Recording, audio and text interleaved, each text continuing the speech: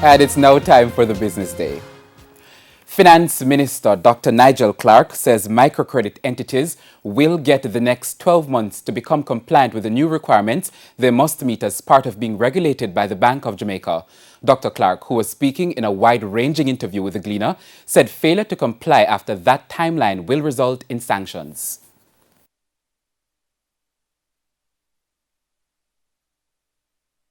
There is going to be a transition period, however, for the microcredit institutions to get up to speed, shall we say, because the Act requires all microcredit institutions to be registered, to be licensed.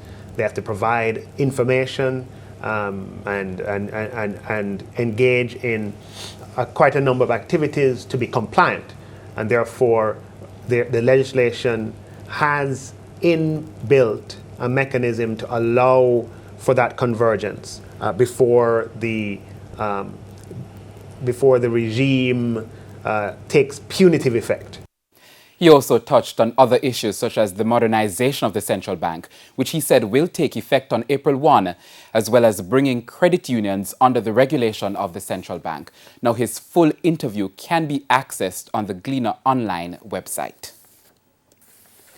As Jamaica continues to reel from the economic fallout of the COVID-19 pandemic, on the currency markets, it means people seeking foreign exchange will have to dig deeper to make the purchase. The US dollar, as a consequence, has gone up 43 cents, with its average price now at the second highest level it has ever been. It is also up 5.5% since January.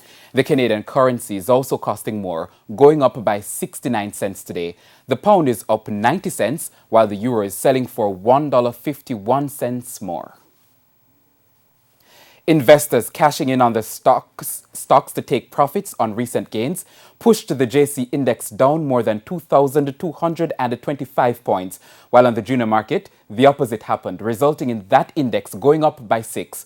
Among the winners, Siboney was the top performer, adding 16% to its shareholders' value. Others leaving their shareholders smiling include Everything Fresh, Epley Limited 8.25% preference shares, Knutsford Express and Lasco Distributors.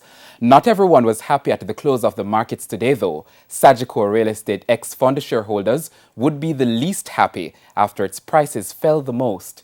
It was followed by Portland JSX, Express Catering, Jetcon, and Stationery and Office Supplies. And that's the Business Day. International stories when we return. Please stay with us.